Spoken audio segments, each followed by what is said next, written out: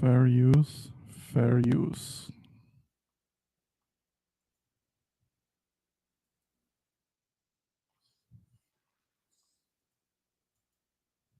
Let me cut out this.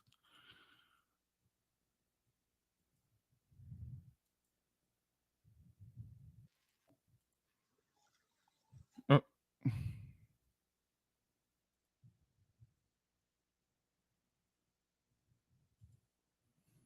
I'm trying to pull up a clip. Hang on. Yes, and of course, the clip is one of those long ones. Okay.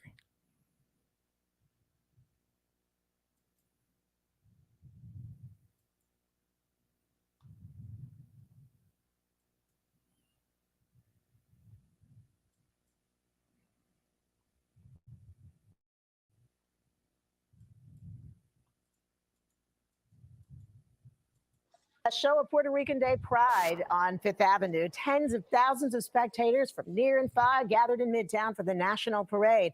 The annual event honors the culture through dancing, music, and food. And Eyewitness News reporter Kimberly Richardson was along the route for all the fun. Perfectly Puerto Rican as the 6th annual parade made its way up Fifth Avenue.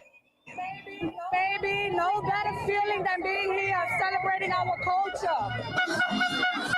From Midtown to the Upper East, the celebration shone on light on all aspects of Puerto Rico. Mayor Eric Adams, the police commissioner, and Governor Hochul were all there, pointing out the strong bond between New York and the island. We've been there with resources, help, and support, helping them climate change issues, but also mental health. Politics aside, this is also a gigantic party, some bigger and better than years past. You're so excited. Because last year I was on TV and I said, we're back! This is the second time around! We're back! So we're going to make it a point to come here each year, every year. So believe it or not, stumble upon the parade.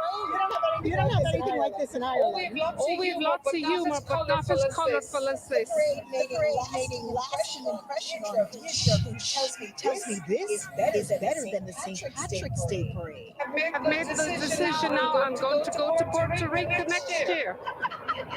Top-ranked boxer Henry LeBron was sitting on top of the world, his fans here to deliver a much-deserved congratulations. Aguadilla had a fighter boxing yesterday. He won, and we got to celebrate today in the parade. And celebrate they did.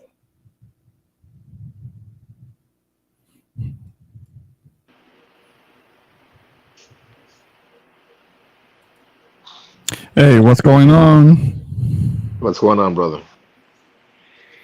Oh man, I appreciate you coming up. I was actually kind of like only thinking about it, and I wasn't so sure. But hey, thanks for coming up. This is kind of like a quick impromptu stream. I mean, I don't Yeah. know. That's why I was telling you, like, we could do like a little short something, and then if tomorrow, para que tú tengas más gente participando, porque yo no sé si José va a venir, si Denise va a venir, para conocer las diferentes perspectivas que cada cual tiene, ¿tú me entiendes? Y tú Claro, sabes que hay otra gente que también van a querer participar. Pero si podemos hacer algo, una charla, como yo dije, podemos sí. platicar sobre el tema. Yo te puedo dar mi punto de vista, como una persona de padre puertorriqueño, eh, y cómo fue mi experiencia aquí en Nueva York, comparado con Puerto Rico, porque yo pasé tiempo en ambos lados. Este, yo te puedo dar mi perspectiva, no hay problema con eso. Yo creo que para el New Yorican tiene un reto, un reto que no creo, no tiene totalmente la culpa de ese reto por estar en su camino. Y el reto es que y esto me lo dijo mi primo, yo me recuerdo cuando yo era chamaco que me estaba dando una vuelta por Río Piedra. El New Yorican es, bueno, te estoy hablando en aquellos tiempos, es tan rechazado en Puerto Rico como lo es en Nueva York. Mm. ¿Por qué? Llega a Puerto Rico, no domina muy bien el español, Tampoco domina muy bien el inglés. No conoce al 100% todas las costumbres y toda la idiosincrasia del puertorriqueño en su entorno, en su isla. ¿Entiendes? Claro. Entonces se van a presentar, y hay un nivel de asimilismo respecto a lo que es criarse en Estados Unidos, porque Nueva York es Nueva York, pero Nueva York sigue siendo parte de Estados Unidos, el continente, ¿entiendes? Sí. Entonces, es es el reto que tiene el New Yorker y el puertorriqueño nacido en Estados Unidos que no llega a conocer a profundo lo que es Puerto Rico.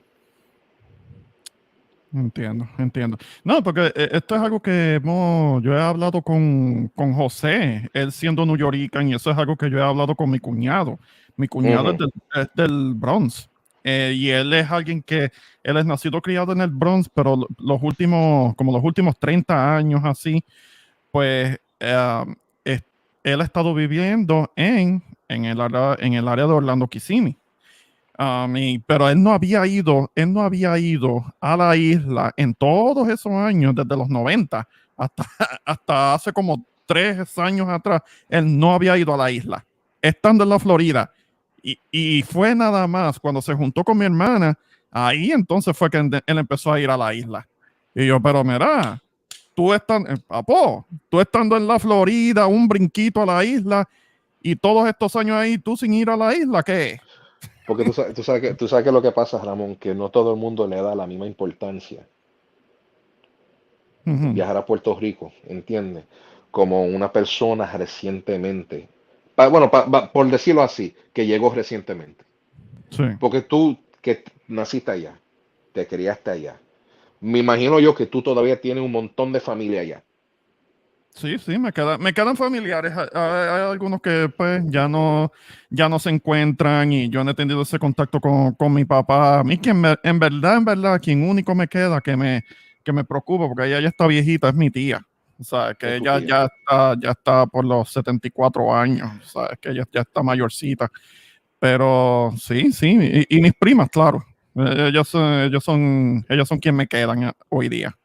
Pero Eh, tú te ves como una persona que ya del tiempo, ya después del tiempo que tú tienes, que tú llevas aquí, que sí. tú abandonarías por completo viajar a Puerto Rico. Dejarlo todo por acá para ir a Puerto Rico. Si yo pudiera ganarme lo que me gano por acá. No, no, no, no, no, no, no, no, no, no, no, no, no, no, no, no. Si No es- no, no volver a viajar más nunca. ah, si tuviera que ir a algún sitio y no volver a mudarme. Ok, ok. Sí, porque Es decir, ya Dios quiera que no, se te muere tu tía. sí, Ya realmente no te queda nadie. sí, ¿Tú todavía viajarías para Puerto Rico? O sí. ya eso no ocuparía ¿cómo te digo? Una posibilidad No tan es prominente. no es tanta la prioridad. No sería tanta la prioridad, es No claro. será, ok, No viste. sería tanto una prioridad para ir allá, porque pues esto, pues quizás no te he hablado yo de esto, pero pues tristemente mi mamá se fue hace un año. Entonces Sí, ella era la razón principal por la que yo iba a la isla. Era más para ir a verla a ir ella, a ver pero a pues ella. ya como no la tengo, pues quizás no es tan importante ir allá. Entonces yo tengo amistades en Santo Domingo. Yo no tengo familia, pero yo sí tengo, um, soy amistades con esta familia que son bien conservadoras. Ajá. A través, ¿sabes? Que yo cada rato cuando hablo con ellos me dicen, mira, Sayán, ¿cuándo viene?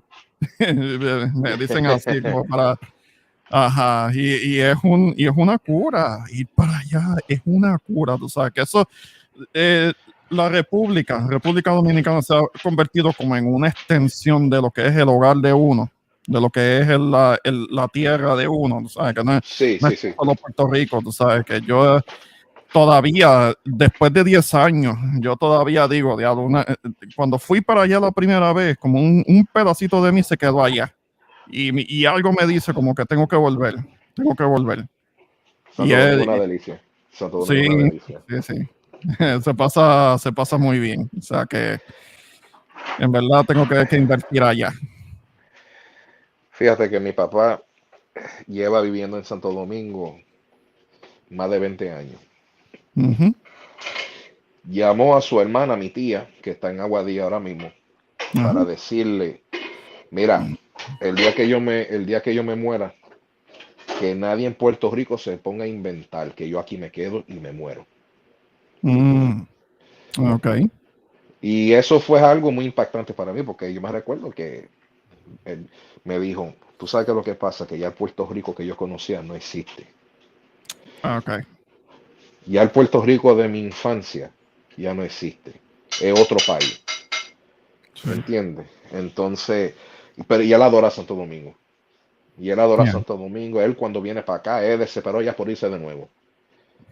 ¿Entiendes? Pero todavía, porque mi mamá me lo estaba comentando, todavía a él le da su de esto con quererse ir para Puerto Rico.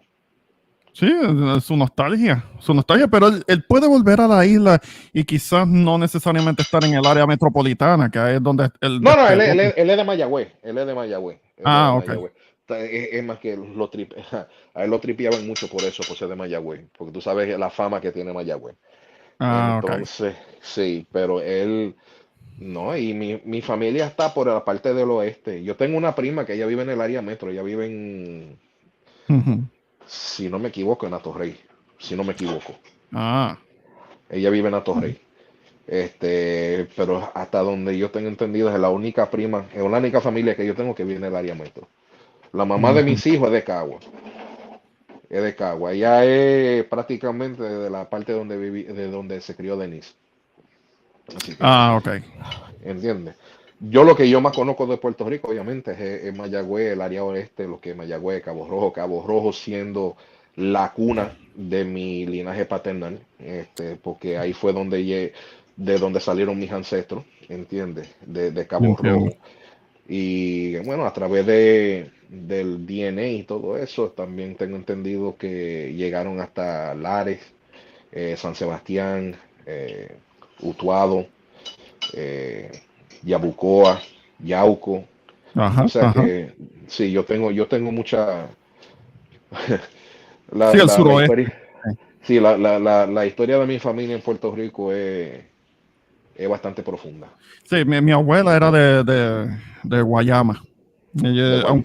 Aunque yo crecí en el norte, pero mi abuela era de Guayama y de vez en cuando nosotros visitábamos porque ella tenía primas por allá que eran más o menos de su edad, así. Pero Sí. después que abuela pues ya no estaba con nosotros, pues dejamos los viajes a Guayama, que no eran malos, eran buenos, pero pues de eso Ay, dejó.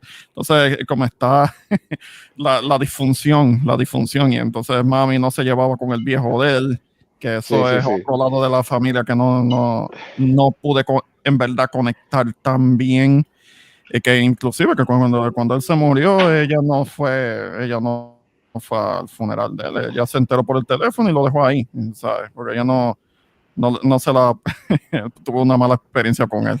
Drama, tú sabes, drama de hace tiempo. Ok.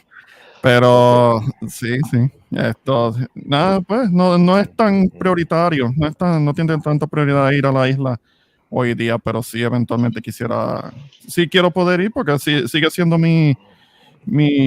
donde patria. nací y Sí, donde me seguro. crié, y claro que me ha hecho falta.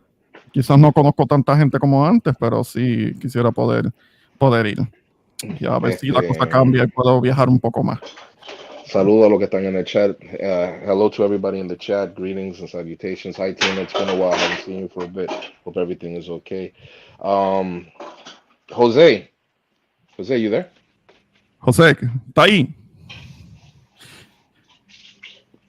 Hey, Kichel, Yes. thanks for Yeah, I'm hitting right the here. chat. You Estoy can aquí. still hit the link.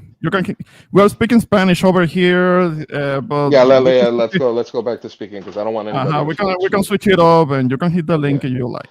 Um, I think Jose would probably be because he grew up Mhm. in a very interesting time in New York where there was that mass migration of Puerto Ricans into New Right. York City.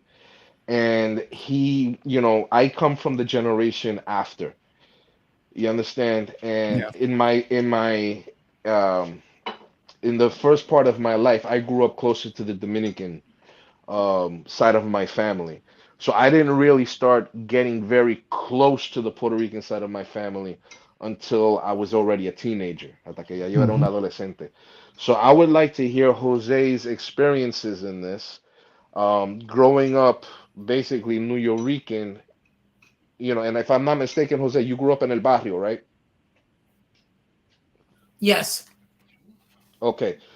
So I would really like to hear your experiences on that because I've read books like, for example, I've read Perry Thomas's Down These Mean Streets. I've read there was a book called Growing Up Latino, and I was very interested in the chapters that uh with the New Yorkers in New York. I've studied the Young Lords. um for people that are from the Bronx, La Casita de Chema in the South Bronx, which is where it's a cultural center for Puerto Ricans. El Museo del Barrio, which is also in El Barrio. Like I've been to all these places. Because again, I came from the generation after. I was born in the late 70s. So by that time, the migration of the 50s obviously had already finished, and what was coming up was that first generation of New York born Puerto Ricans. So I really like to hear Jose's his los relatos de Jose, his stories and his experiences on that. And before you start, Jose, I want to welcome Kishelle. Now, she may not be Puerto Rican, but she's a New Yorker, and I'm sure that she's been around plenty of, of Puerto Ricans that maybe she can bring up a whole different point of view. And I will definitely welcome frankness, candor, kind of like you don't have to have any filter. I mean, it's very difficult for me to get offended as long as you're telling the truth. I mean, Yeah, even yeah. even if I disagree with you or something, but I still would like to hear your point of view. If you saw the title of the stream, and that's basically the main subject.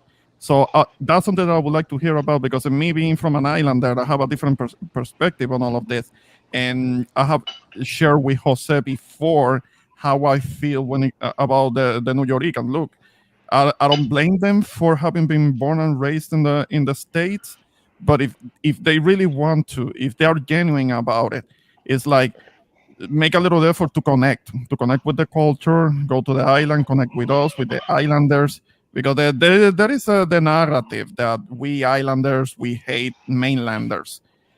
For the most part, no, there might be some differences. Yeah, there might be. Of course, it's not perfect, but I don't think there is any hatred.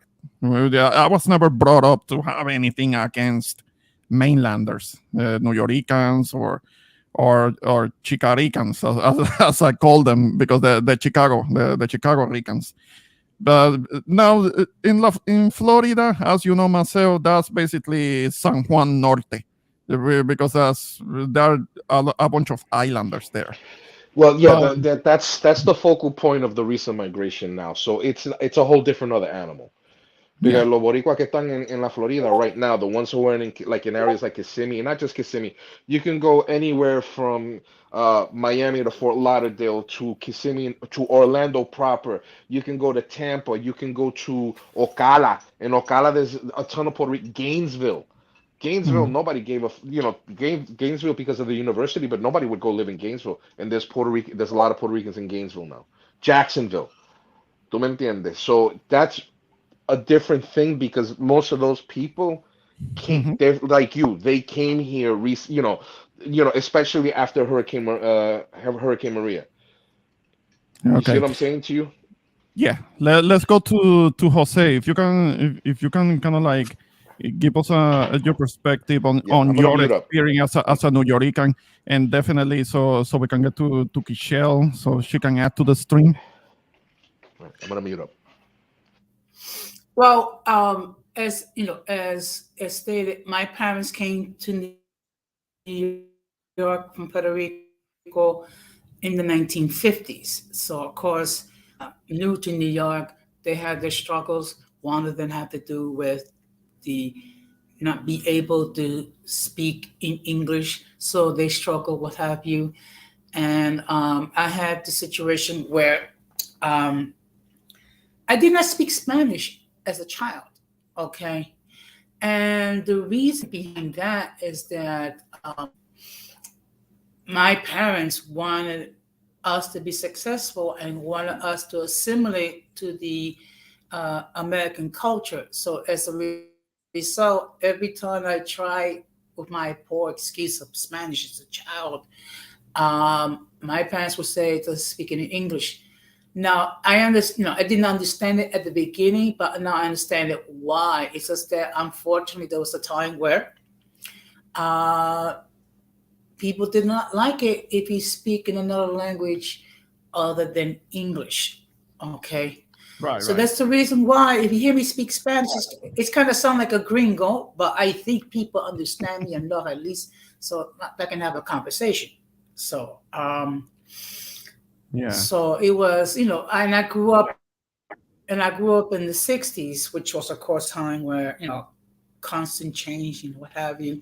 You have the hippie movement, and then you have the anti-war settlement regarding the war in Vietnam.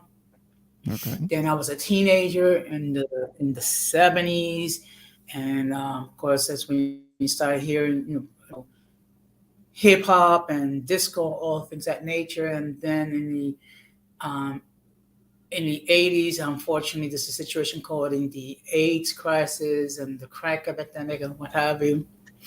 So Yeah, that in affected a lot. time, I Mhm. got to a point when yeah.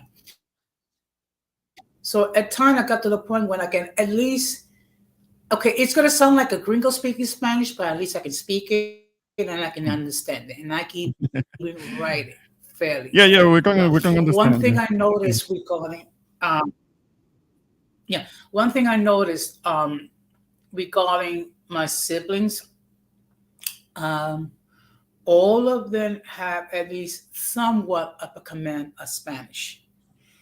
Hmm. However, once you get past our generation and you get past my nephews and nieces, unfortunately, none of them speak any Spanish, or they do speak Spanish is even worse than mine. And I think part of it has to do with, with my siblings attempt make sure that my nephews and nieces were able to assimilate well with the American culture. So, so unfortunately, we're like in my family, we're the only generation left that have somewhat of a reasonable command of the Spanish language. And within the Mm. last 3 years, I did learn about the Puerto Rican culture, and I learned things I never knew before.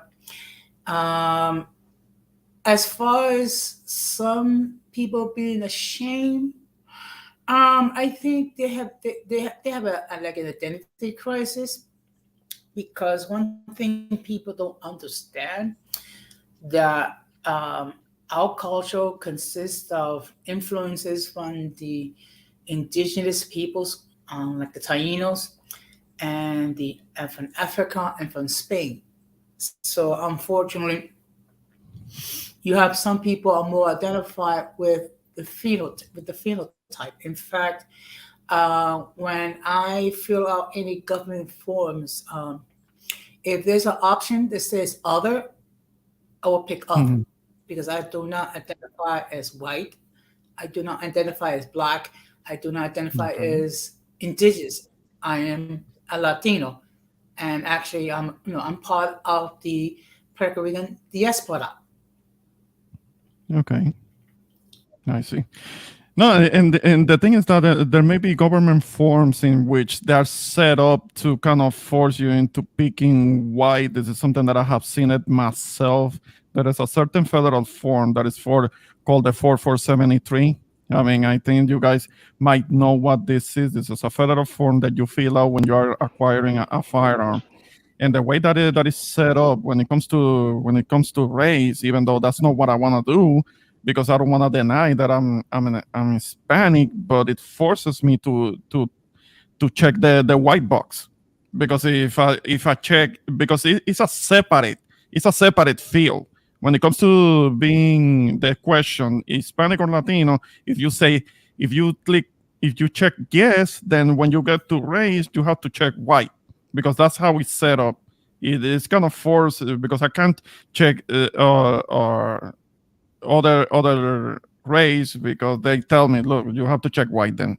I mean, it's kind of forced, but it's not like something that is gonna be benefiting us. And so yeah, it's kind of rigged. But I wanna let Kichel have a chance to chime in. What's up, Kichel? What you got? Hey, so we talking about New Ricans. That's what the conversation is. I just logged in. I didn't even like look at the subject. I just logged in. Okay, yeah, because the main subject is when it comes to specifically people that are from the diaspora, the Puerto Rican diaspora, not necessarily just the New Yorkers, but um, if there is an issue with identity or if there is an issue of pride, because this is something that has been questioned to me, that certain the Spain worshippers, they have come at me with that whole notion that because I'm from the island, then I don't have any pride, or they have questioned my pride in being Puerto Rican, my identity, even though I am from the island. But there are people that don't know what they're talking about. And recently, on another stream that I was watching, there was mention of Puerto Ricans having issues of self hate, of self doubt, and I find that curious that that will be happening these days because I can understand that happening back in the 50s because like what Jose was just describing, because there are people that are kind of like put in a whole different situation, and that can chip away at their sense of identity because they are not in their homeland anymore. They are in a different strange land, and it becomes kind of difficult to hold on to what is one's own identity if we are in a different land dealing with people of a different cultural background, racial background, a whole different language. I mean, it could be difficult to hold on to what one already know. I can say that that wasn't so much of an issue for me because I wasn't put in a situation where I had to forget who I am or what my identity is, or the way I speak. I haven't forgotten my Spanish. Actually, you can hear my thick accent for a reason, even though I have worked on it, but I still can't completely shake it off. And I don't think I will want to either. So, what do you think about that, Kishel?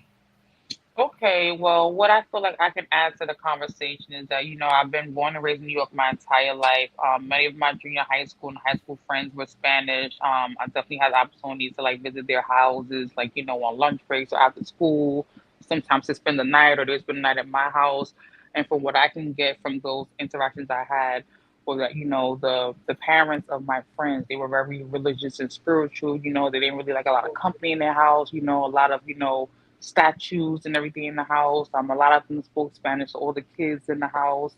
But as an adult, my longest relationship was my child's father, and he's half Spanish and half Black. And from what I know of his family background, his grandmother, spoke a lot of Spanish in the house, but they didn't teach the kids Spanish. They didn't teach them how to cook Spanish food, how to write Spanish, how to read Spanish, how to talk Spanish to each other in the house. Like that was just broken and just a disconnect of whatever the case is. They understood what she said, whatever the case is, but it wasn't like culturally raised. They weren't in church or, so anything major religious and cultural. So I feel like in that aspect, from what I know, is like I guess you call that the broken Spanish, or like the New Yorkers who were born here and not, in Puerto Rico, whatever the case is. So that's like the disconnect from the Puerto Ricans that were born in Puerto Rico versus the Puerto Ricans that were born here or came here as a child. But I definitely see a difference from, my experience now with the Puerto Rican people that were born in Puerto Rico that moved here, as well as the Puerto Rican people that were born here and were never born there. It's a total difference from what I see from, again, looking at my junior high school friends and my high school friends and, thinking about my daughter's father, who's half Puerto Rican and half Black.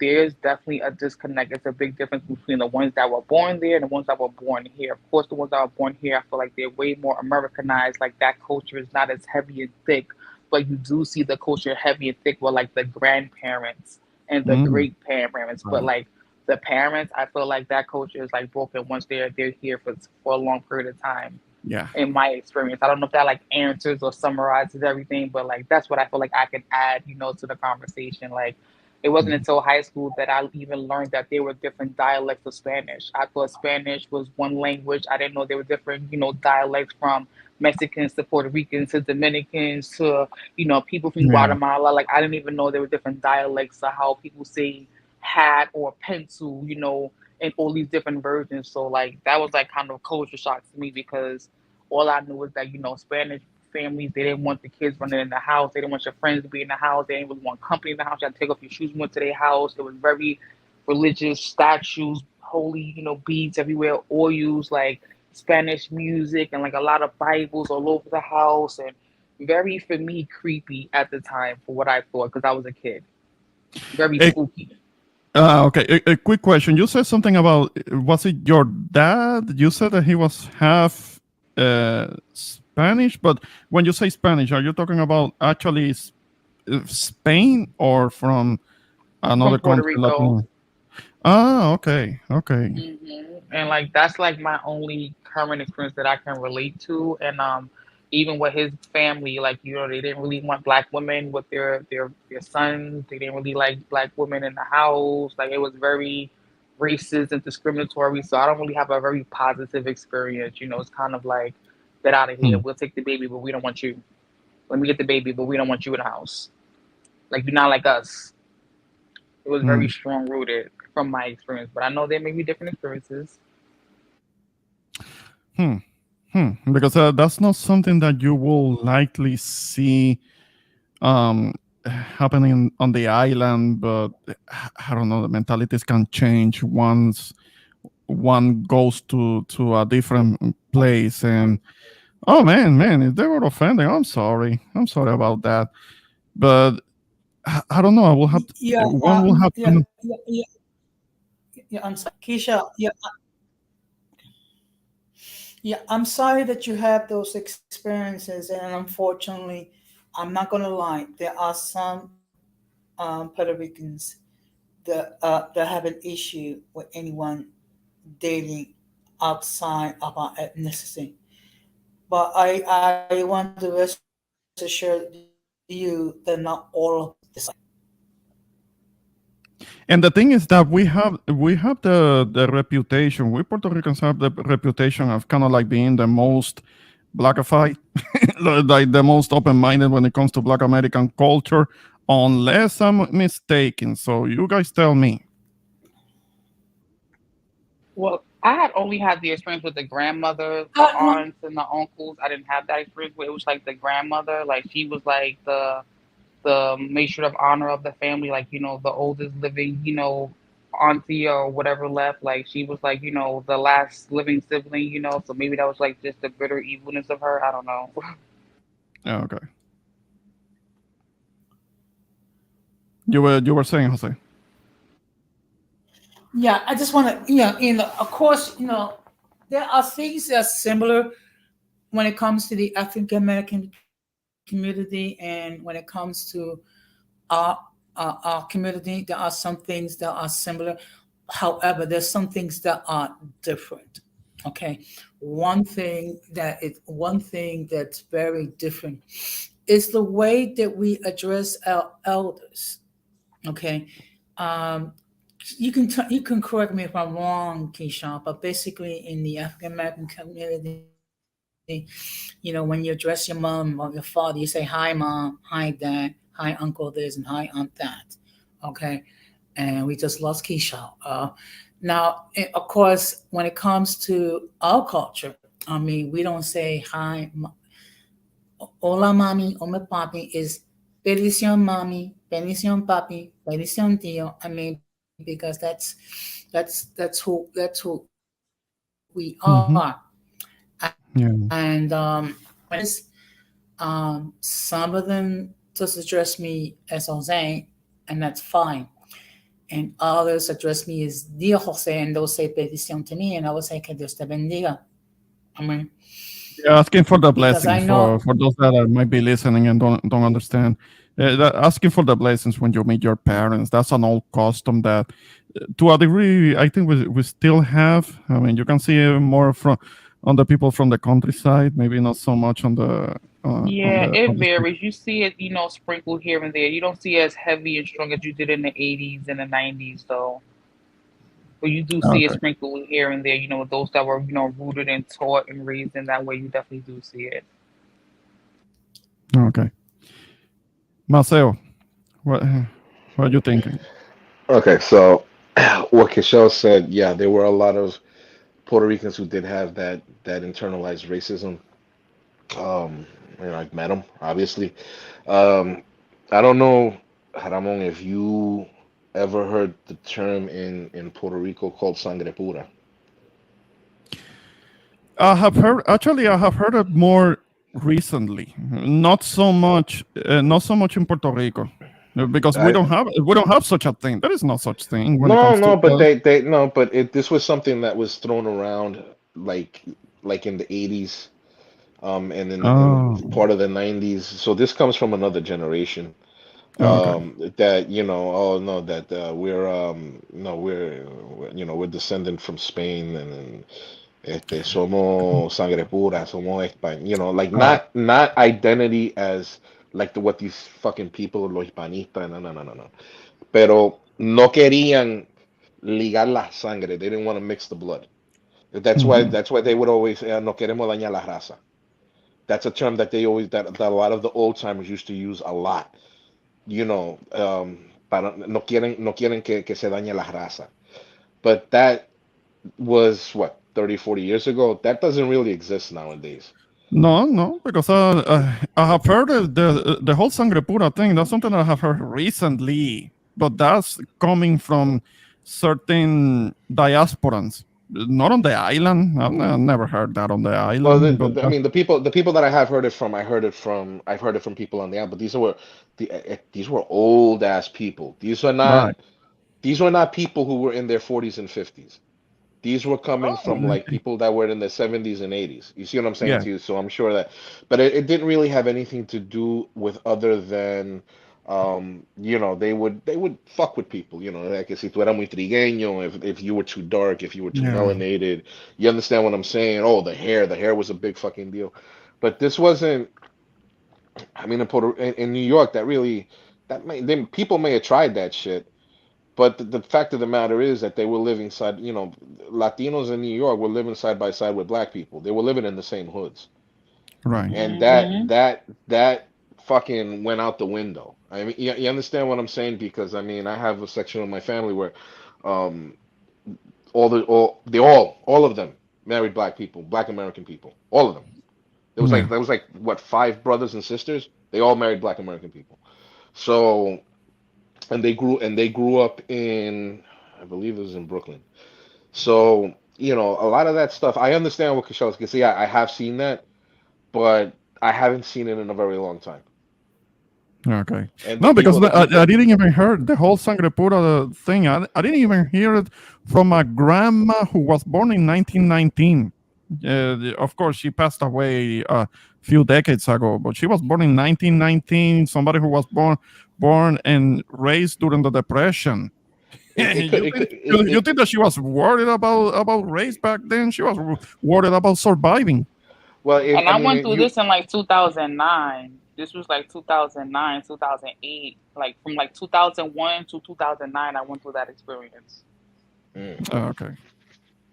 Okay. yeah. So, I mean, I don't know. I'm not gonna deny that it happens, but um, it's as the years went on, man, you just heard less and less of this shit. Now, Yeah. because of social media and stuff, now you start seeing a resurgence of this, of this fuckery. Pero, what are you gonna do about that? There's some people that they just don't have anything better to do with their time. Uh, yeah. Yeah. Guys, I have to step Uh, down. I'm sorry, Ramon, but my daughter will be Okay. on Okay, YouTube all well, night if I don't watch and make sure she's in there sleeping. So I have to like really go in there and make sure the phone, the laptop, everything is off and out of the Ah, way. you got to get some okay, phone well, good snatching. night. Good Mm, night, but love All you right. guys. Have Thank a you for good letting me come one. up. Hope you guys have a good evening. You too. you too. Thanks Okay. for You too, coming up. Michelle. Okay, bye bye. Bye. Okay, okay.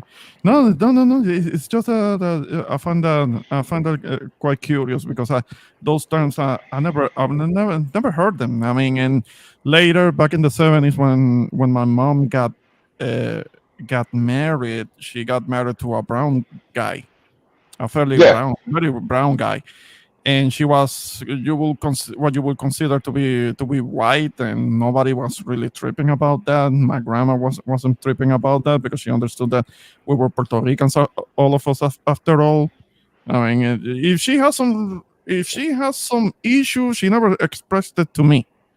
I mean, Right. because she, You uh came from, this was in El Área Metro, right? yeah, Yeah. So I think it probably yeah, may have that been was my upbringing, the area metropolitana. Yeah. El Área Metropolitana. They probably, it could have been because of that. I mean, if you're like in close probably, de donde, de Carolina, ¿verdad? Actually, my dad and my dad's family were kind of like on the outer part of Carolina, what was still called Rio Piedras, and Hmm. but that was in my father's side, which were the brown, which were the brown side of my family. Right, right, So right. yeah, they were from the Carolina area. Yeah. Yeah. So, But grandma was from Guayama, and she was very kind of like Italian or Jewish passing, because that's where that's where she will live when she was in New York. She will be living either around the Jewish or the Italians, because that's what she looked like. That's right, right, right, that's what she will pass as. Hmm. right, right. Yeah. So I probably because the generation was different, and maybe it just wasn't, not everybody. And I want to make sure that not everybody had that kind of mentality. You know what I'm saying? Yeah, you had some people that had that kind, but the fucking thing is, what were they gonna do about it in New York? Hmm. They're not Hmm. gonna do a goddamn fucking thing because they're living in the hood. Yeah. Yeah. Yeah, you could bitch and complain. You still living in Harlem. You still living in the South Bronx. You still living in Brooklyn. You still living in you ain't gonna do shit. So it's unfortunate that people were still having that kind of mentality even as late as that. Because I'm gonna be honest with you, I haven't heard of that since, again, probably like the early '90s was the last I've ever really heard about that. That I actually heard somebody talk about that, and I was in Puerto Rico. Hmm. And that was the last time that I heard about somebody. Ah, no, era que está dañando la raza. Get the fuck out of here, man. Oh, and yeah, but the whole Mejora la Raza, yes, I did hear that. I did Yeah, hear yeah. that because that was a more common statement, but that was an empty, kind of like an empty statement, because nobody, okay, there will be people that will say it, but that wasn't happening because It there, wasn't there was, happening. yeah. It wasn't happening, man. Like I you mean, had these there fucking. wasn't no way to enforce that, because that's not something that was codified in the laws or anything like that, and that will be eliminated It was never quickly. codified in the law. Never. Right, Never. In right. the Caribbean, that shit never happened. Hmm. Y mira que en Cuba, there was some problems that were going on, but it never got codified in. Never. So, a lot of people like to talk shit, but that was never, there wasn't, yeah, they may have been racial categorizations of people that, may have been mixed or whatnot and so on and so forth, but that didn't exist as far as like, oh no, because you're black, you can't marry this woman who's light. ¿Tú me entiendes? That didn't exist. It just didn't exist. Yeah. Hi, I'm back. She was definitely back there watching YouTube. I'll have to check on her No, again, but I'm you like, need, you need, you need to snatch that phone. okay, yes. No more Power Rangers, no more none of this. Monday motivation. Gotta get our asses up. But I just want to chime back in, with you guys. Okay, cool, Nice. cool. Yes, yes. So the last thing that we were touching on But was, what was that? The last thing What's that we that? were no, I was touching on also was the whole sharing thing. that Go on, Jose.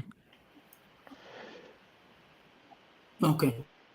No, it's just that, the fact that, like I said before, I mean, in my generation, we have difficulties and what have you, trying to figure out who we are. wish that the younger mainline Puerto Ricans would try to do a little bit more to learn about, and it doesn't hurt to pick up some Spanish, because it's kind of rough when you go to Puerto Rico and you cannot speak with grandparents because of a language barrier. Mhm. Yeah, yeah. I've been to Puerto Rico one time, but I think I went to the hood or to the ghetto. I went to San Juan, and I really felt like I was in New York City. Like they had Popeyes, fucking Long John Silver, a supermarket with a liquor store and a salon. I'm like, oh, this shit is the hood. Like I could live out here. They had the bus, the city bus. I'm like, oh, this shit is nothing but the Bronx with beautiful water. Like Yeah, no yeah. disrespect, but Ah, like not okay. like the Bronx, but it was very city like. Like I didn't go to like I guess I don't know if it's Maiguez or like the other country parts, but the part I was at, they had clubs on top of rooftops. Like it was a Okay, laundromat, that like was on it. the. It was like the hood. It was like the city. No, because it sounds like you were in the Condado area, because there is kind of like a Condado where the Caribe Hilton is located Yep, it next to was a that. Hilton. Yep, it was a Hilton hotel over there. I was like, Ah, yo, okay. like they didn't even have Airbnbs back then. I don't think they probably did, but it wasn't like popular like now. But I really felt like I didn't even need to pack a luggage. I could have went there with no luggage, went to H&M, got bought all my stuff out there, like threw my stuff in the Hmm. laundry. Like I didn't need like $1,000. Like I only needed like a couple $100 to go. It wasn't really expensive. I felt like the most expensive thing I paid for was my flight because it was short notice. Ah, Oh okay, wow. okay. No, no, but the thing is that you got where the Caribe Hilton is located. That's the Condado. Next to that is what is called Ocean Park, which is an upscale area. But right next Oh to yeah. it, there is the biggest housing project on the island. the Lloren Torre. Loren Oh, Torre. There is the they big had a lot of housing. chickens though. I saw a lot of chickens out there. That was like the only like thing that had me like, ooh, chickens. Like like that made me feel like, okay, I'm not in the hood because we don't got chickens in the hood walking around. Well, there are Oh there yeah. are the galleras, which is the where people do the rooster fights. I don't know if they still do them because I think that they were banned, and Yeah, that they was were an old banned and tradition of rooster Mm. fights. And so maybe that's what you were looking at. And But and the the thing water is, was nice. I ain't gonna lie, the water was pretty. I could see my toes of in the water. course, Like it was nice water. I mean, shit, anything is better than New York City fucking water. I don't care. It's yeah, not even Jones Beach water is pretty. That's all the same dirty water. better than Orchard, better than Orchard Beach, right? Yeah, it was better than Orchard Beach, better than Coney Island Beach. New Yorkers hate me if you want to, but I'm telling the truth. All New Oh, Yorkers at least been to come San on Juan. now. Come on, Jose. Come on now. You cannot Exactly, say New York beaches is exactly. better Come than on, We Puerto have Jose. Rico. You beautiful. cannot say that, Jose. And you well, Puerto Rican, well, you cannot do that to the culture. dude, when Exactly, exactly. I was on 96th Street We last have. night waiting for the fucking one train, Mhm. and it was fucking packed. And Mm, I'm gonna be honest with you, I had not been around that many people in years. yeah. Like just And they be I all on your back too. No personal space. People be yeah, right on your back. No personal like Uh, I, space. like I was and and I couldn't I had to miss the first train that showed up because I didn't fit. So I had to let that train go and I had to wait for the set for another one train to show up. And I was just like I remember standing on the fucking platform and I was like I'm so fucking happy I left. I am so happy. Hmm. you don't Well, miss I that. And You people be don't miss getting pushed into the subway platform all the time, into the yeah, trash. I So was that's not I another was thing. shit, I was grabbing onto it because now they got the screens that tell you when the train is. I ain't got no reason to look down the tunnel anymore. Yeah. Yeah, so That's I don't true. because now they got the screens that tell you how long it's gonna take for the next train to get there. So that. Okay. I ain't gotta look at shit. Because And then I they used got to an when I advertisement for YSL Cologne and Beyonce's concert and the Bentley car coming out. All this shit bullshit we don't need. that's not what I saw. What I saw was fucking Tinder. That's what I saw. I Tinder saw everywhere. I saw fucking yo, I saw Tinder everywhere. I don't know how much Tinder spent on this campaign, but I saw Damn. Tinder and they didn't even have like a man and a woman, bro. What they had was two chicks and two dudes, brother. Okay. I'm So sitting, yeah, I'm that's what sitting they're here, pushing. yeah, I'm sitting here looking at this. I'm like, dude, what the fuck is going on in this city, brother? Bro, Mm, just the smell of weed was everywhere, dude. And yeah, I that's got out at true. 160 on 168th to walk up Broadway to go meet a friend at a restaurant. And there's this dude just fucking like he took a hit, and this nigga just started bugging out. Like, la, la, la, la, la, la, la. I'm like, what the fuck? I was like, yo, man, I'm sorry, man. I'm not you. He took a long pull. I guess it was, I don't know what the fuck it was. And he just started bugging out right there on the fucking sidewalk. And I'm like, holy shit. I went to go meet my friend. We chilled for like a couple of hours at the spot. When I turned around walking back down, the same dude was there and he was bugging the fuck out. He was just I was like, dude, this is not. I mean, I'm not gonna say that you don't see things in Florida. I'm not gonna say that, especially like in Miami. But Mhm. coño, not like that. Yeah, it's bad. Like when I used to take the train when I was working in the Bronx, I remember like once when I was going downstairs to put money in my metro card to go on the train, it was a fucking teenage girl, maybe early 20s, smoking a whole blunt in the fucking staircase. Like you know how you go down the staircase to get into the train? She was in the steps smoking a whole blunt.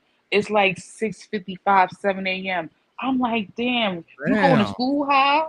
Like you got the whole train high now, the whole station high now, you high now. Like we all gotta get high with you, and we all don't get high. Ain't this some bullshit? I'm telling you, man. That's why, I'm surprised that people showed up for the prick. I No, always understood that they're like no Puerto Rican. There's like very few Puerto Ricans left in New York. Because like that's Mhm. why I was surprised when I saw the pictures. I was like, so are these people coming from like other places? This has to be because as far as I know, like there's not that many left. It's not let me put it to you like this. It's not the Mecca that it was because everybody's going to Florida. Right. true. We got a lot of migrants in New York too. Not that the migrants are all Puerto Rican, but we got a lot of them. Like, not to close the conversation. I was in Walmart yesterday, and no lie, like my heart dropped. This Mexican lady, or I don't know if she was Mexican. She was some kind of Hispanic. She had like long black hair, dark hair. I feel like the Hispanics with the dark hair, they may be Guatemalan or Mexican. Not that they can be Dominican or Puerto Rican, but in my In, in, association, when I that's indigenous what I looking. think. Yeah, Yeah, like Indigenous. that's what I native think when I had a native look to him to right, like them. more Mhm. Indian looking, like that's where my mind goes, whatever. But anyway, so we drive and we on the highway. We going from New York to Jersey, and there's a part in New Jersey in Secaucus where it's like a fork in the road where like 3 lanes of traffic merge. Plus, there's like a tolling bridge on that same lane. There's this fucking migrant lady, and I know she was a migrant because they were everywhere on the freeway selling mangoes and avocados. Yo, Mhm. she was in the middle of the highway, like in the highway, like not on the shoulder where the cement is, but in the middle of the three-way lane highway where there's no red light or green light. It's just straight floor traffic, merchant traffic, with a baby wrapped around her back that was like probably like 2 years old, with like Mhm. mangoes and oranges. I'm like, the danger this lady was in. I'm like, oh my God, like somebody's gonna hit her and this baby. And then we get to like the light to like try to like move around this lady. There's like another one on the left. There's like three on the next intersection. It's like a whole bunch of Hispanic people that I feel like they don't have papers and they were all out there selling stuff, but they were in a very, very busy, dangerous interstate. And I'm like, oh my God, like this is crazy. So like again, I don't, sometimes I don't know specifically with all the different dialects and cultures and everything, but like I feel we have a strong surge in migrants. So I feel like these are part of the migrants that are here illegally trying to get help and they Mhm. probably didn't get into the shelters, whatever the case is, but it's a dangerous situation. It's like they don't even know the laws here, they getting arrested. Like I feel so bad for these people. It's just really a problem. Like it needs to be like some help and real support because they're all displaced, like they're in danger, they're getting snatched and missing, and it's bad. It's really bad. Yeah, it is pretty bad. I'm gonna be honest, I did not notice. I mean, I noticed a couple of taco trucks, but I didn't notice like anything like that. But then again, it was a Saturday night, so they probably wouldn't even. Pero In Florida they're trying to push that shit. But there's loopholes that are going to continue to be exploited because, Hmm. like if you go into Florida, you go into Central Florida with all the ranchers, the farms and the agriculture and stuff like that. Those are all Mexicans, and you got also a lot of Haitians and a lot of Jamaicans doing that. Hmm. I see So them a lot in our city parks, though. Like the ones that didn't make it to shelter, they're in a lot of the New York City parks. They're in the that's a shame. subways. They're under the bridges, and it's like, yo, this is not how this is supposed to go. Like this is like dangerous. Like these people are being missing and snatched and in vulnerable, unsafe situations. You actually remind me of some of the Puerto Ricans that I've actually. They're like, oh no no no no, we're American citizens. They're very quick to point that out. We're American citizens. Wait a minute, we're here because a lot. There's been problems like in the news with people giving Puerto Ricans problems because they don't realize that they're American citizens. It's been Yeah, happening a yeah, lot. Like demanding that they show a passport, a like passport. to get on a plane or to rent a car.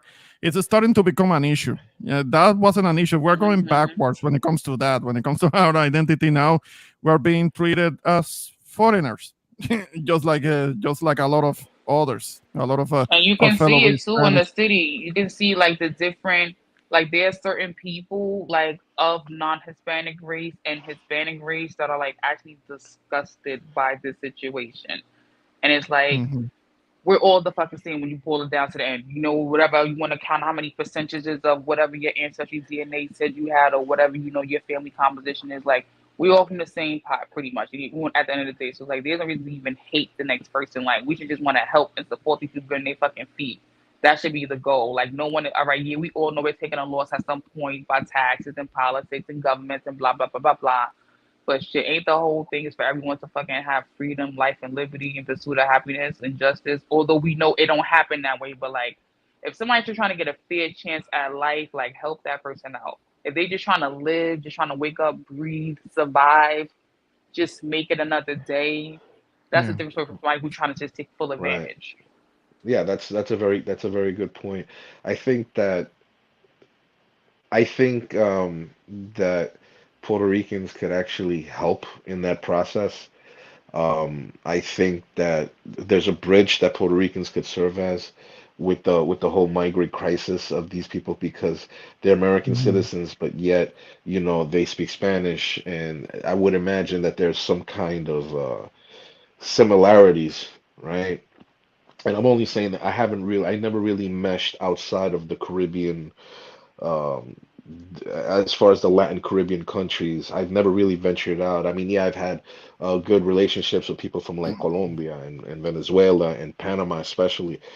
But Yeah. outside of that, I don't really mess with people. Like I don't really relate, like I don't go into like I wouldn't go into like a Mexican establishment because I feel very awkward going into those places or Central American establishment or anything like that.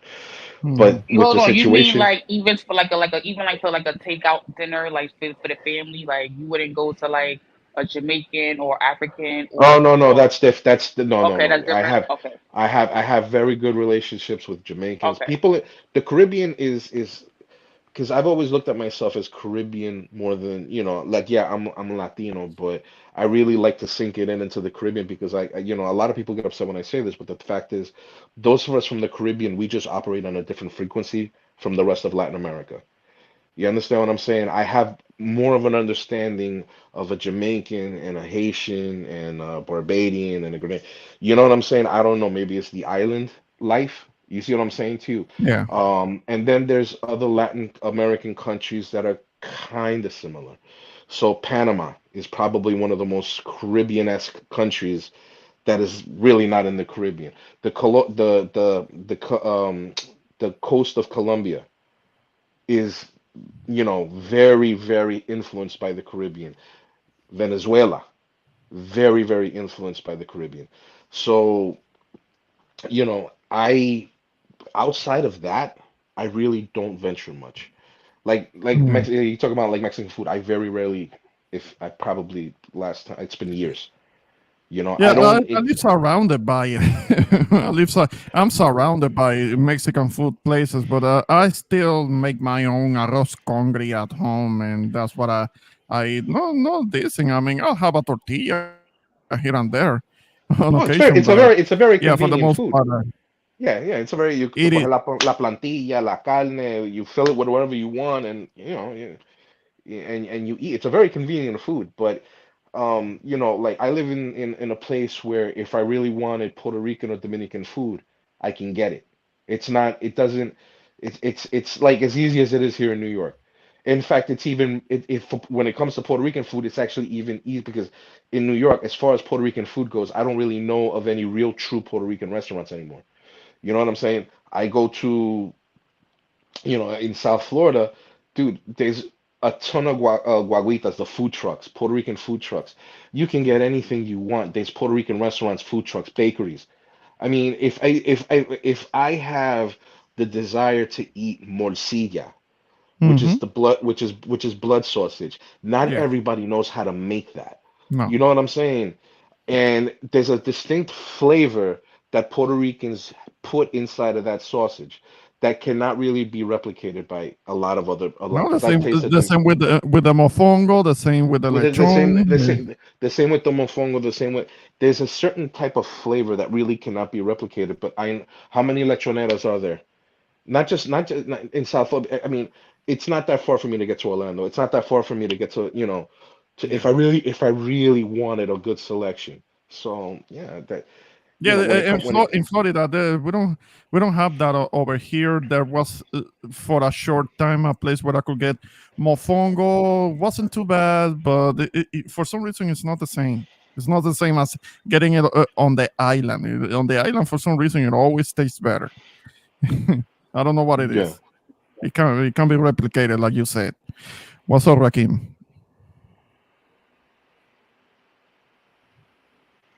Yeah, Kishel had to step out. Her phone was dying, so she may not be able to get back. Oh man, my boo left. It's all good. But shout out to everybody, man. Shout out to my boy Ramon. Shout out to my brother Marcelo. And shout out to Jose. Yes, man, this is a very great day. The day of the Puerto Rican parade. I know for sure in New York. I believe in Philadelphia, here in Chicago, and I've always had a great experience with Boricuas. I've been around Boricuas since I was a kid. My grandmother worked heavily with Puerto Ricans um, when it came to, her comforting shop, and when it came to having close friendships and everything. Actually, when, there was some stuff that went down um, here in Chicago with my grandmother. She went and she stayed in the island for about a good 3 to 4 months. She just had to get her mind right and get her mind clear. And she went with Miss Rosa and Miss Carmen. To my Mm-hmm. knowledge, Miss Carmen went back to the island. Miss Rosa is still here, who I speak to usually at least once a month or twice a month. She lives over in the Brickyard area on the north side of Chicago now. So, yes, my grandmother, told me about Louisa, told me about Umacao, told me about Bayamon and various Mm-hmm. places on the Mm-hmm. island that she visited. And shout out to Kishel, because Kishel just got up here. And what she was saying, what her experiences, I have heard of that. Just keeping it real, I have heard of that. But for the most part, my experiences um, have been great. At one point as well, I did date. I did have a girlfriend that was Boricua, but she moved back to the island back in Ah, 2010, and so yeah, it's a great culture. It's great people. I want to say shout out to a lot of the people that contributed to the United States. As far as pushing representing the Boricua flag here in the mainland. Got to give it. So I got to shout out my town and got to give a shout out to Cha Jimenez, who was the person that was responsible for creating the Young Lords, and he did a lot of political work here in Chicago, especially for Boricuas. To help go against the prejudice and racism that they were facing within the city of Chicago, as far as politically and being discriminated against in housing, different things like that. And there's plenty of documentaries where you can hear them talking about that when they migrated to the city of Chicago, and a lot of the things that they had to deal with as far as the racist white street gangs and terrorism from the police and different things like that. All right. Yeah. You told me something about your grandma. There is a clip on Instagram that I had saved, but I'm having difficulty retrieving it now. In which there was a kind of like a Black American woman who lived on the island, and she was talking about that she found herself there. She kind of found herself. She was able to find herself. Like she was able to reconnect with something. So Puerto Rico has that effect. it can change a life. Yeah. Yeah, actually, my grandmother at one point was thinking about going back to live on the island.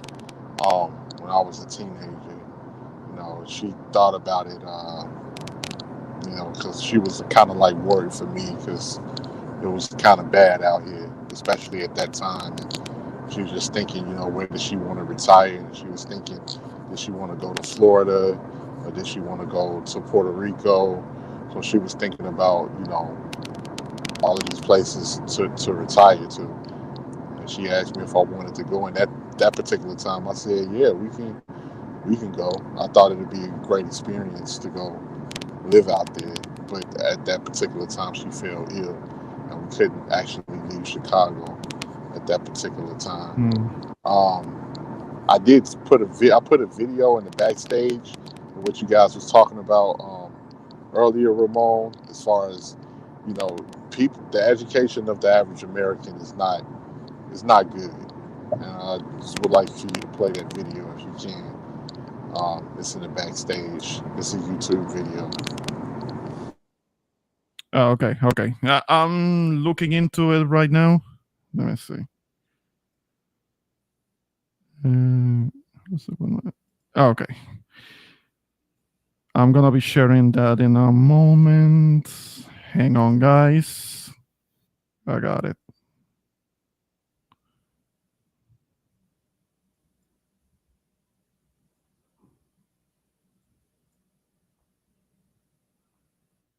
All right. This disturbing video of a man repeatedly harassing a woman. This happened at a park in Chicago. And the reason was, well, she was wearing a t-shirt that said Puerto Rico on it. You're not gonna change. I'm not trying to change. I've seen this before. I'm just trying to come here for a birthday party. Not gonna change the United States of America. Okay. You should not be wearing that in the United States of America. Okay. Yes, I am. Yes, I am. Can you please get away from me? Can you please get away from me? Officer, I feel highly uncomfortable. Can you please grab him? Please, officer. I'm an American citizen.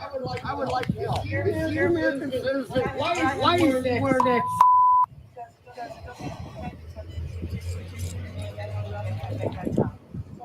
As you can see, the police are not even. He's not even grabbing him. Like this guy's just walking up to me. He basically got in my face. Damn near almost touched me.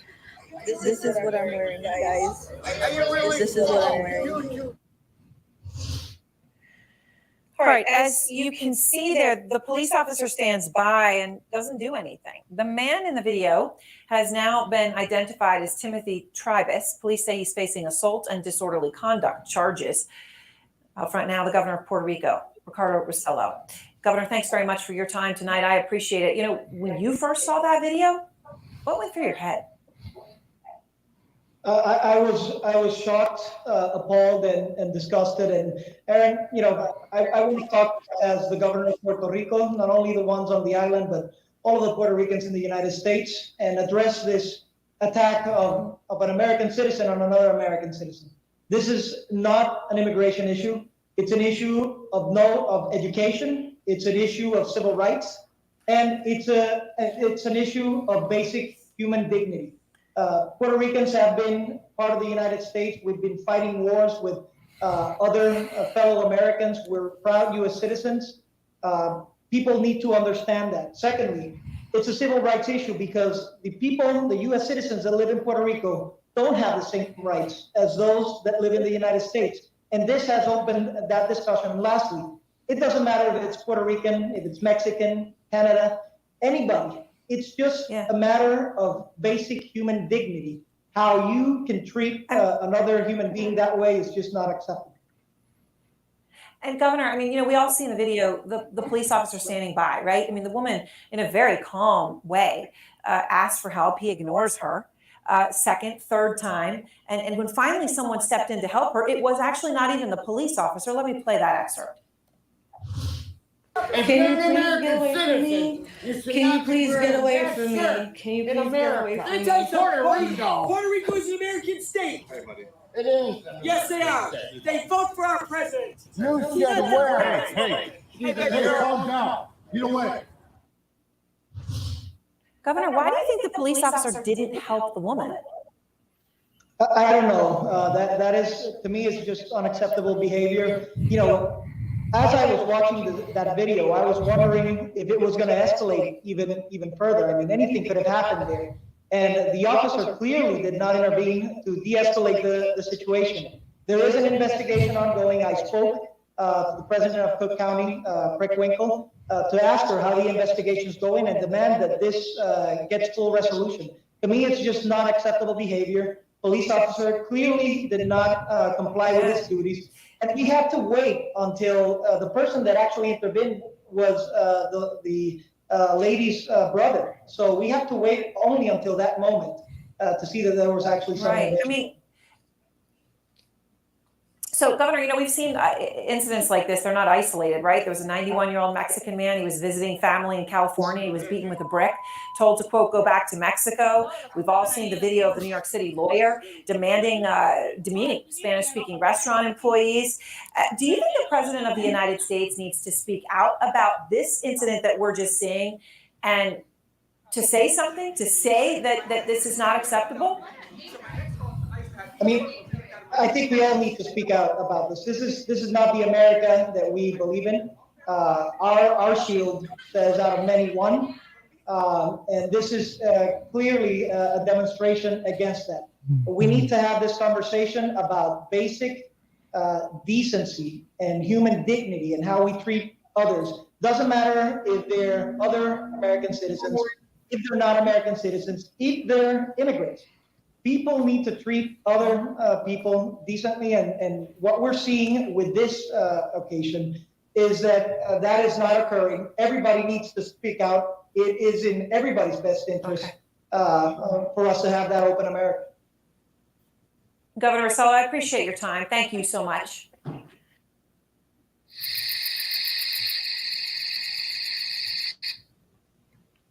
All right. Yeah, I remember that.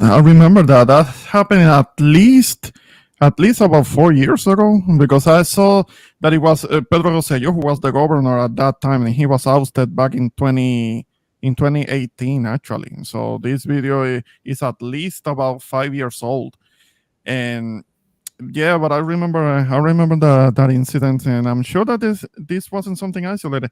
Now, maybe that doesn't happen so often, but what is starting to be more of an issue is when it comes to traveling, because there was just recently, there was an incident in New Orleans where a man was traveling from the island, and he wasn't allowed to get his rental car because he didn't have a passport, even though he had just gotten off a plane from Puerto Rico. He didn't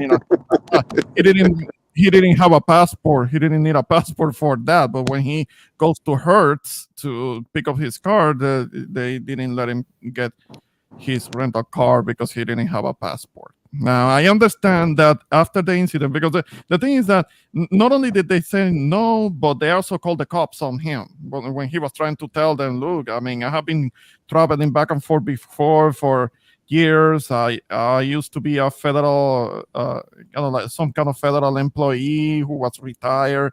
So the whole traveling thing, he had been doing that for a long time. But I mean, not only did they say no, but he was trying to talk to them about it, and maybe he argued a little bit. Maybe he did, but the thing is that they called the cops on him, and he was like kind of close to midnight, and he had to at midnight trying to find another way to get to his destination.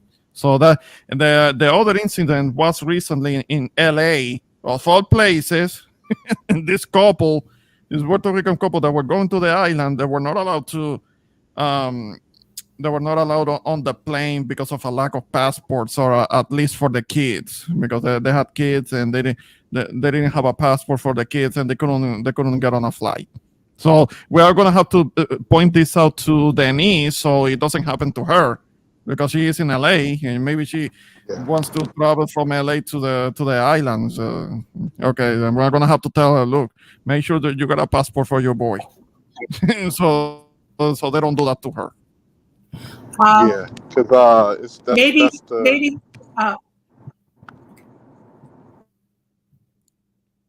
what was it, Jose?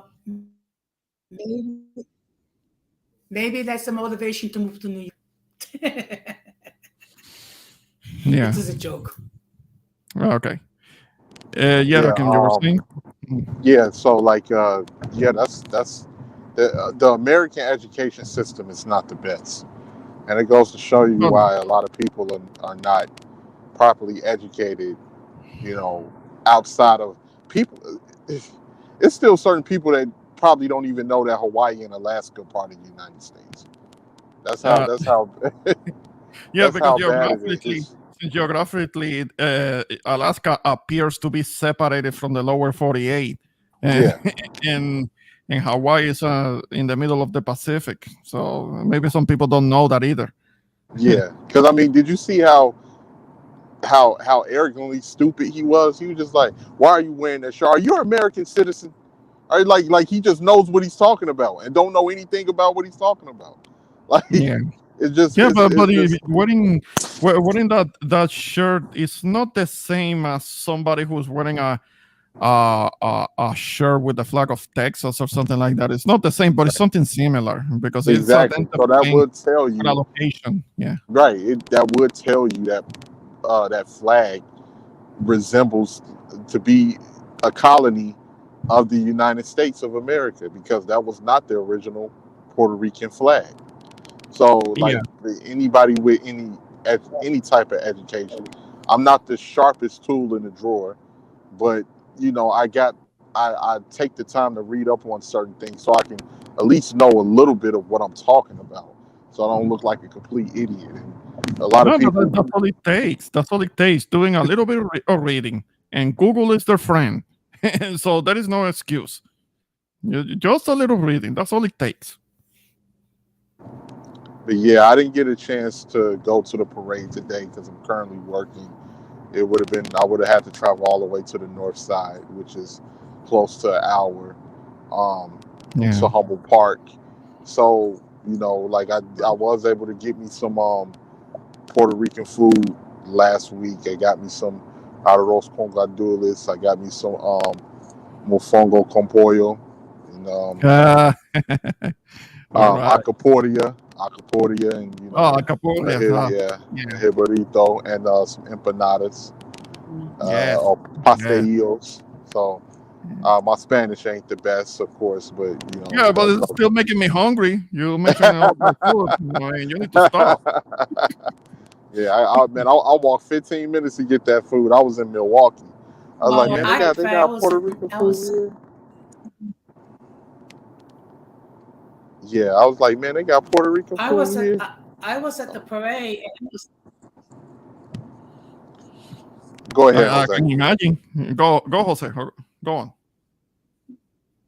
Well, I was not only was I at the parade, I was in the grandstand in one of the VIP sections.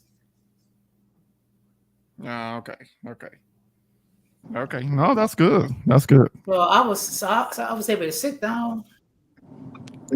Yeah. Yeah. So, like I was saying Well, I earlier, got.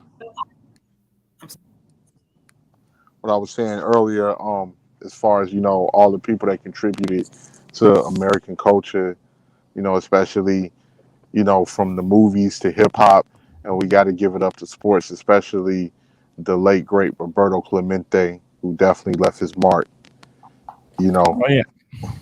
Yes. in Yes. in in sports.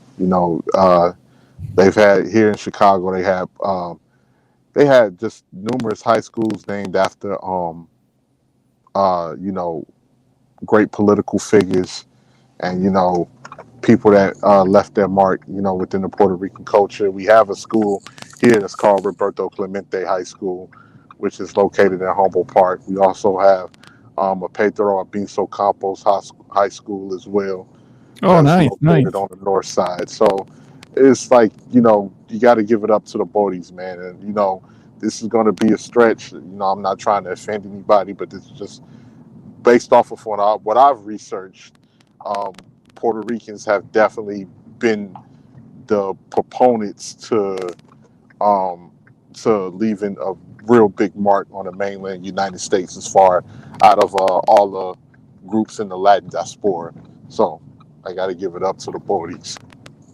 Appreciate it. Appreciate it. Yeah, yeah, yeah. I mean, you're telling truth, and you're telling truth. That is contrary to certain types. I would say the exact otherwise. That say the exact opposite of that. That we don't do. We never do. Never ever have done anything. They have never ever contributed. We have never ever left a mark on anything. And that tells you something about them. They just don't that they don't do any type of reading. At least you do a little reading, and you know that the whole notion that we are just here taking something from somebody else that's not true. Oh yeah. No, definitely not. And even when you look at, like I said, even when you take hip hop, I believe that of course, it was a Black American creation, but it was a lot of great contribution factors from the Boricuas that was there from the beginning. Even when you look at the way with the Rocksteady crew and breakdancing, the rhythms in their breakdancing comes from, salsa and different. Just the rhythm and how smooth it was, and being able to transition into one.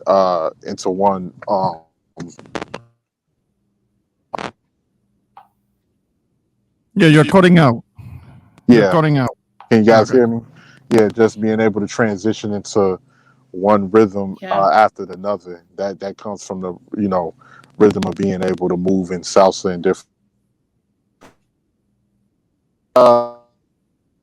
Just like as a kid growing up, you see all the Boricuas in all of the old hip hop movies, from Wild Style to Beat Street and Crush Groove, and I mean, it's obvious, and that was in the '80s. Now, to some people, they might have been ignorant because outside of the East Coast and parts of the Midwest, it wasn't a strong Border population. So, for some people, contrary to popular belief, it was some people that saw certain Boricuas like, oh, they're just a real light skinned black person, because they didn't know anything about Puerto Ricans, especially if they was in the South or in parts of the Midwest where it wasn't a big population and they was watching those movies and different things like that. So yeah, shout out to the Bordies, man, especially with boxing. Some of the best boxers come from the island, and for it to be such a small island, that culture is very huge. Yes, yes. I mean, and when it comes to boxing, it's kind of like in the lighter weight classes where a lot of us shine. It's kind of like the smaller guys in the lighter weight classes. And we don't really have that representation when it comes to the heavier classes, which are more popular, like heavyweight and all. But yeah, yeah, we do have boxing champions, boxing talent. Yeah, that we do. I mean, the last name, uh, Sayas, that recently won a championship bout recently. Shout out to him. So yeah, the talent is there. Hey, Filiberto, no te oigo hace rato. ¿Estás ahí? No, yo estoy aquí tranquilo escuchando, mano. Ah, all right. Yeah. I saw you with the Filiberto picture. Yeah. Filiberto Rio, mano. One of my personal heroes. Yeah. Well, controversial, but yeah. I mean, he had a cause. He did have a cause, and the whole thing, him being part of the macheteros. Yeah, yo fui para la casa de él. Yo fui para la casa de él en Hormiguero después. El año después. Oh, see, after the shootout. I went. I still have the picture somewhere of like the bullet holes of the. Yeah. For those that don't know, Filiberto had he was wearing an ankle bracelet because he was on probation, and he took off the ankle bracelet and disappeared. And the FBI ended up finding him at a house in the Hormigueros area and gunned him down. Like 13, 14 years later. Yeah, it was a number of years later. One of my personal heroes, man. You know, I remember when I used to like really be involved in the politics, you know, and both in Puerto Rico and here, and organizing here in New York, Hartford. I communicated with people in Philadelphia. You know, I used to be invited to the el PIP, el Partido Independentista, que yo tenía un comité aquí en Nueva York. And, you know, I would get their emails like, oh, man, vamos a hacer una reunión, que vamos a hacer una charla, que mira. The first time I met Juan Dalmau was, I don't know, maybe about 2000, when the whole thing in Vieques was happening. Yes. I met Rubén Berríos, María de Santiago, Fernando Martín. So I met a lot of these people. Rafael Cancel Miranda, Lolita Lebron, I met her. I met a lot of these people. You know, so Puerto Rico is always going to have that special place for me as far as the struggle. You know, the struggle for. I'm always going to be an independence activist. I don't think there's any other way for Puerto Rico to make itself into a better, to get itself into a better situation. A lot of people are going to disagree with that. You know, people are going to think, oh no, que statehood, que la estadidad, and this and that, and so on and so forth. But the only thing statehood, in my opinion, is going to bring about is more dependency. It's not going to bring about jobs. It's not going to give Puerto Rico the economic mobility that it needs in order to attract businesses and to put itself on its feet. And I think that's where the divide comes in. That's the only reason why I could see Puerto Ricans coming here and not wanting to tell people that they're Puerto Rican is because of that. And I've met people like that. And I met people, you know, like, for example, they'll go into, se mudan para Florida, ¿verdad?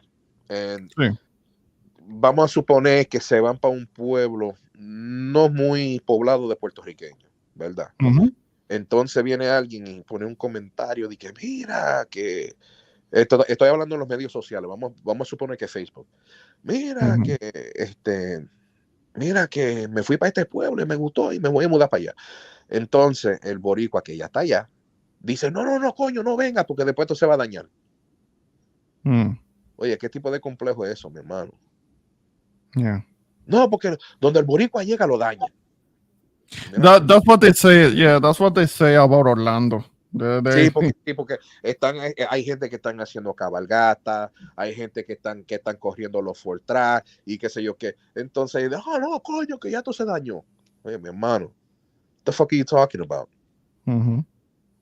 Yeah. Miami es dominado por cubanos y ellos hacen su desarreglo y nadie dice nada. Yeah, maybe it's because they have been there for so long. It's become I guess it's more accepted or Yeah, y something. ellos hacen su desarreglo, mi hermano, porque tú te metes en Hialeah. Oye, voy a hacer es que volar, bien poco y bien cosas. Ellos hacen su desarreglo y nadie dice nada. Yeah, I've heard about Hialeah. It has a reputation. I've never been there. Yeah, but I have heard about the place. So tell me, why is it that we have to? Why are we? Disculpa, Ramón. ¿Por qué no tenemos que señalar uno al otro? No, es que el puertorriqueño, el peor crítico del puertorriqueño es el puertorriqueño. I mean, the worst critic of a Puerto Rican is us, each other. We criticize the fuck out of each other. Yeah, And that's why I wanted to talk about, what Jose was saying about the language, because I've seen New Yorkers and Puerto Ricans from the stateside here go to Puerto Rico and be unmercifully fucked with because of the language. Mm-hmm. Oye, que eso es bullying, mi hermano, porque eso es lo que yo he visto en Puerto Rico, es bullying por la cuestión del idioma. Eso yo sí lo he visto. Cuando viene un boricua nacido en Estados Unidos, criado en Estados Unidos, viene para allá para sentir ese orgullo de ser puertorriqueño, ¿entiendes? Y después los rechazan, y más por el idioma que otra cosa. Eso yo sí lo he visto. Eso yo sí lo he visto.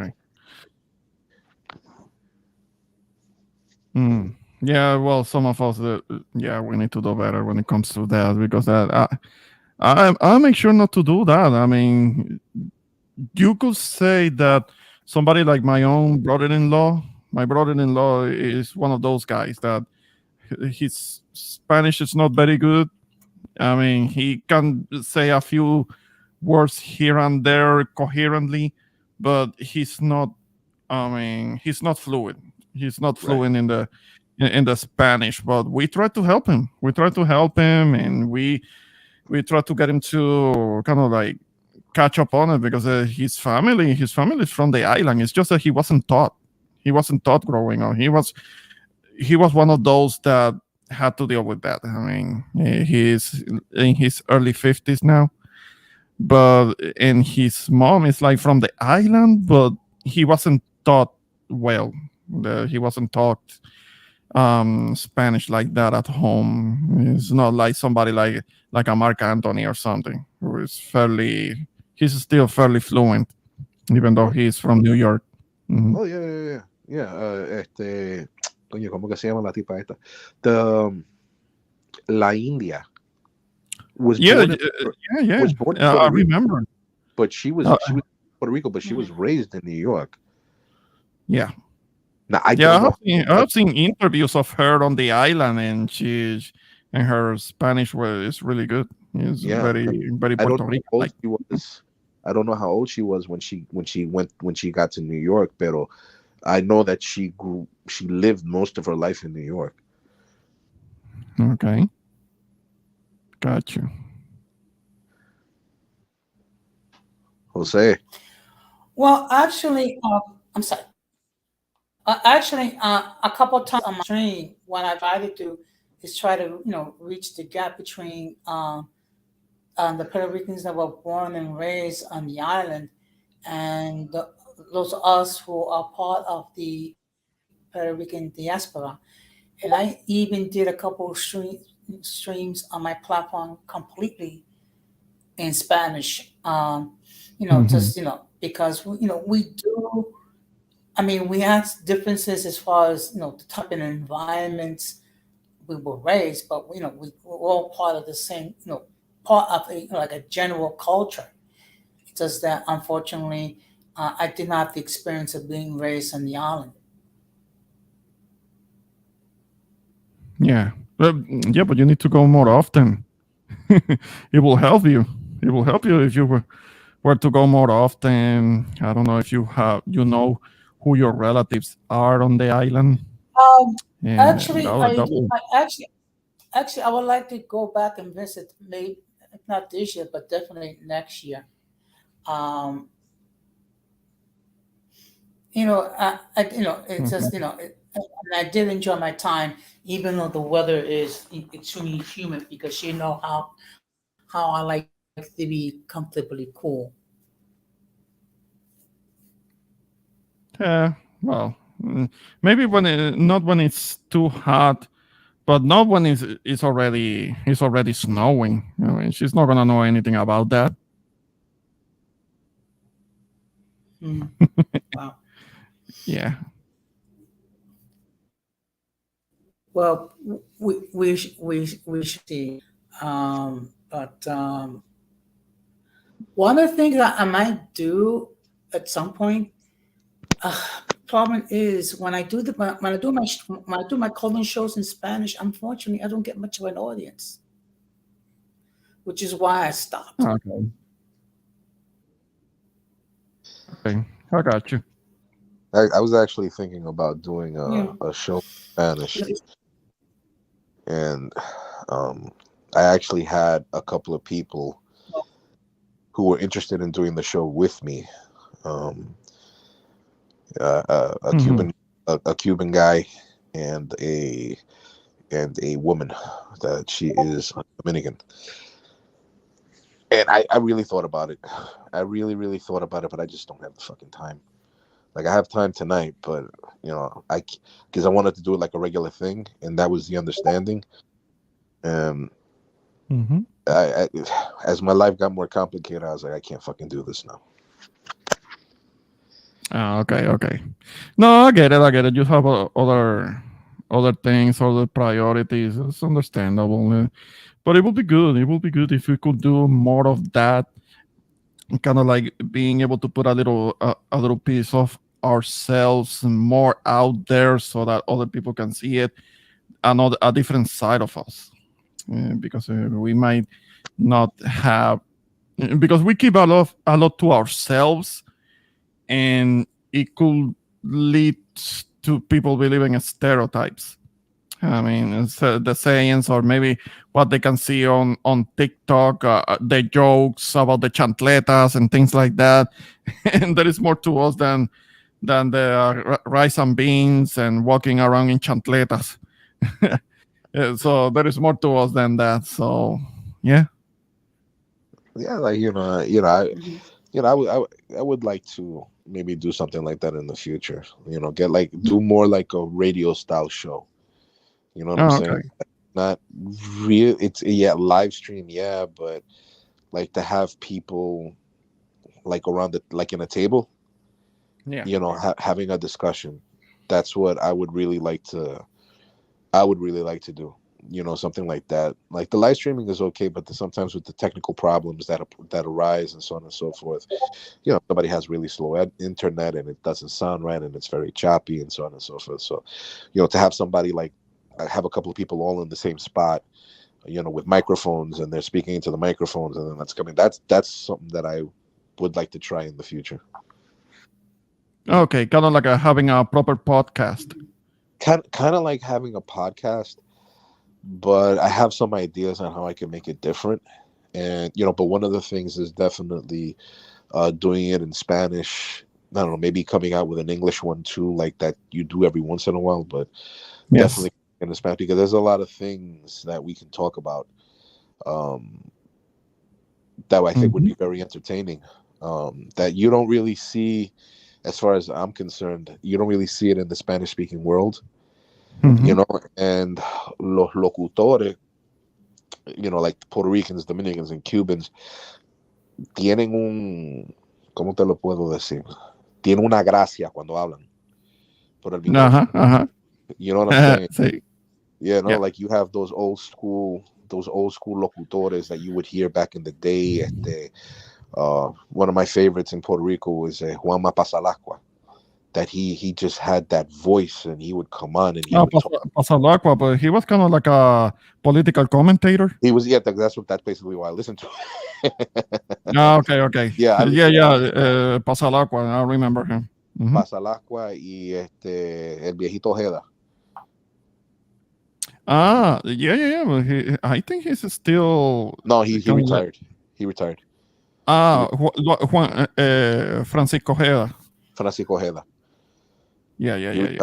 He retired. So, yeah, tienen una gracia. And then, like, even You like listen to in the Dominican Republic los comentaristas cuando están hablando and stuff, and tienen una gracia cuando hablan en el micrófono. Even like people like Jay Fonseca in Puerto Rico, o cuando tú te vas para Miami y tú escuchas a la gente hablando en los cubanos hablando de su vaina de la política y lo que está pasando en Cuba, y tú sabes que si el régimen castrista, tienen una gracia cuando hablan por el micrófono. ¿Tú me entiendes? Claro. So that's, I always would, I'd want to experiment with that one day. Okay. Yeah, well, I mean, don't just let it be an idea. Eventually make it happen. Eventually start by setting up a StreamYard, something like what we're doing right now, but your own platform in which you speak about what you want, and you have the control there as to the flow, the content. Yes. What happens there? At least start with that. I mean, it take baby steps until for something more of a developed platform is what I would suggest. Yeah. So that's something that the thing is that it doesn't stay an idea. It's something that actually something happens with it. Yeah, but that's something that I'm sure it will be pretty good. It will be good, but just don't let it just sit in your head as an idea. Right. Yeah. Well, guys, I appreciate you guys. Excuse me, Ramon. Yeah. Yes. Yeah, go on. I just want to let you know that I shared your stream on my community tab. Thank you, Jose. I shared key shells, so that's what I'm gonna start doing. I mean, if I'm gonna be joining a panel as a courtesy, I'm gonna be sharing people's live streams on my community tab to make sure that at least my few subscribers get a notification about it. So yeah, I'm gonna try to make it a constant. All right. Yeah. There was another thing, but maybe we can talk about this later on, because I was trying to find the live stream, and when I mentioned earlier about imposters, it's like people that claim to have a different heritage than what they really are. And there was because I don't know the details, but there was a certain somebody who apparently it was alleged that was claiming to be half Puerto Rican, having a Puerto Rican parent. But I was looking for the live stream, but I can't find it right now. So I don't know what happened with it. But maybe that's something that we can talk about it behind the scenes. But on some other time. But we need to look out for that for imposters. Somebody who claims to be something that they're not. I mean, because I don't like that. That's somebody who's straight up lying. So. Oh yeah, that's like this guy. Que cuando le sacaron los trapitos al sol, le resultó que no era colombiano, el negro este. Yeah, no, y la cuestión es que eso fue. Well, I'm gonna say the name. I mean, it is alleged that Nagnisi, I don't know if you remember him. There is an allegation. I will have to hear it from him, but there is an allegation that he was claiming that he has a Puerto Rican parent, and people were straight up believing him. Mentira. And the thing is that we know, we've seen him talking shit about us, and now he's claiming to have a Puerto Rican parent. Bullshit. But I don't know. I will have to hear it from him, because I don't know if he actually said that. But that is what I have been told. I have been told that. From the times that I've spoken with Nagnisi on lives and everything, he because he does speak Spanish. I'm not sure if it's fluent, but he does speak Spanish. Apparently, he was raised in Brooklyn. He lived in different places, but he said that he lived on the island at one particular point. And when he was a kid at some point during the 80s. But I have heard his Spanish, and he sounds like like somebody who hangs around Dominicans. That's what he sounds like. So that's why I'm like, no. but then again, that's what I was told. I'm not saying that he said that. I will have to hear it from him. Yeah, and because actually, because I spoke with him on the live stream not that long ago. Recently, he wants to do a live stream where I have to address that answer, asking him that question, because we're on two opposite ends of the spectrum when it comes to the whole the black community thing. As far as his belief is, black men should step up with the community no matter what. My belief, where I stand with that, Ramon. My belief, especially with the women like the divestors and a lot of these hyenas out here, and we don't agree. So he wants to do a live and debate me on that one. So I'll definitely have to bring up that question. Oh, okay. So, but he's still ascribes to the whole FBA thing. Yes. Yes. No, but well, I don't know what's the thing, because I don't have a lot of respect for certain FBAs. Now, I'm Yeah. not talking about Black Americans. I know. I know what you're talking. You're talking about the group. Self-respecting Black Americans, I have respect for.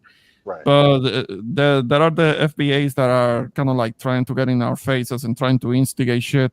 I mean, I don't have any respect for them. And it's like a lot of people, like I say, certain things that Tariq and she has said that I agree with, but I don't agree with putting people down, and it's caused too much. Like, don't get me wrong, I understand exactly as far as and I got all the respect in the world for island people from the Caribbean, but and I got of course of African descent, so I have respect for the continent of Africa, but I do disagree with like a lot of people coming from the islands or the continent with the elitism and tribalism and looking at us as if we're nothing. I think that is a very big problem, and of course regurgitating white supremacist talking points. That is a big problem, especially after everything we've contributed to the United States. I find a big problem with that, but I'm not xenophobic as far as putting down people who share a similar heritage as I do. Except it may be cultural difference, but it is a similar heritage there. I'm not for any of that. Mm-hmm. No, and I get what you're saying when it comes to certain islanders that come to the United States and have a certain views about your people, but it's because of misinformation. I mean, yes, that's true. It's because there is a lot of misinformation involved, and but I don't know if I could say that that's like the majority of them, because I see the opposite too. I see the opposite too, and I see how even continental Africans on the continent, and they do a lot of assimilating of what is considered Black American culture, and they're not doing that out of malice. Yeah, So, Caribbeans in general, but like I've heard, like I have experience with certain African people that told me they think my people are lazy, and we do this and we do that, and things are different back home, and why don't you all understand that you have to, like, I've heard like just out of complete ignorance, and have heard some Caribbeans, like as far as I've heard Jamaicans and them say some nasty stuff about Black Americans, especially when I visited Florida. When I visited Orlando and I was having casual conversations, people was really saying a lot of nasty stuff that I didn't appreciate, about, Black Americans, and saying, just this whole, we from the island, so our culture is better type of stuff, like, was kind of foul, but I don't hold that against everybody. I don't hold that. Those are just the individuals that I dealt with, and I have enough decorum to understand that those are certain individuals that I dealt with. okay, I see. Filiberto. Yeah, I don't know what's going on with my phone, man. My phone is like really. Can you hear me? Is it an Obama phone? Yeah, I can hear. No, it's no, I don't know what. I know. No, my bad. No, I'm both. I know that your phone is good. It's just that sometimes there are certain. No, you know what? This is an iPhone 11, and this is the kind of shit that I was doing the last time I had to upgrade an iPhone. Like my iPhone just started to bug out. That's what this fucking phone is doing. That's man. That's a trick. That's kind of like a scam because I'm sure that they're charging you a whole bunch of money every few months for a new phone. That's why I don't do that. I don't do iPhones. I don't do iPhones because as expensive as they are being used as bait for you to either sign contract extensions that can extend for like a couple of years, and you're paying top dollar for service and things like that. Okay, yeah, you may not be paying for the phone itself, but you're paying extras for the service. I mean, so that's why I don't do iPhones. A lot of people, a lot of the young people fall for that. They want to have like the latest iPhone things. A lot of those iPhones, they just change apps That's all. around a little bit, and they call it the iPhone 12, and they charge you $700 for it. I mean, Yeah, it's a scam. yeah. I hear that the Androids are better. I just kind of do this out of ignorance because I've been with Apple. I went from BlackBerry to Apple, so I've been with them Okay. for a long time. But I have heard the Androids are better phones, and a lot of the Well, times, they last longer. They last because I have an Android and I've already had it for a couple of years, and I expect the phone to last me like a couple more years before I have to change it. And I'm still only purchasing a phone that is gonna be like $150, and that $150 phone I expect it to last me for like 3 to 4 years. To get the most out of my money, so to speak. But the Yeah, whole thing yeah. with the iPhones is, yeah, a lot of these kids are getting scammed. I mean, I but think it's because it's a bit of a fashion statement, social status symbol, whatever.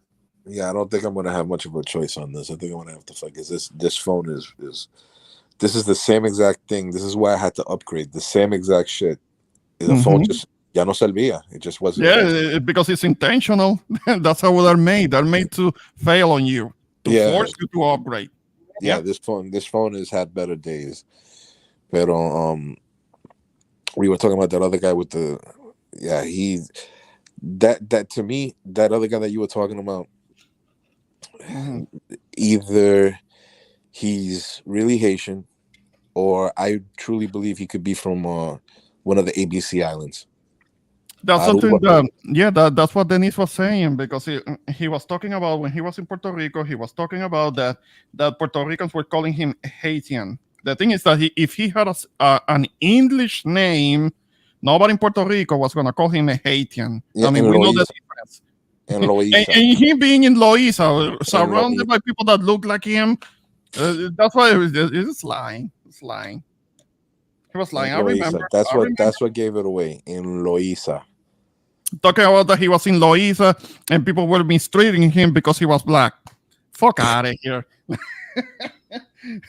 No, I mean, Rakim, if you were to understand the demographics of Loiza, you will yeah, see how ridiculous his statement was. yeah. I watched, like, my grandma told me about Luisa, and I watched the documentary with Tego Calderon. I think he's originally from Luisa, or his Hmm. family's from Luisa, and I've seen quite a bit about Puerto Rico. I know that, like, those are areas that my grandmother told me about. I know the rapper. A lot of people don't know him for rapping today, but Noriega, his father is from Bayamon, and Yeah. like Oh, like like that's the hood. That's the yeah, hood.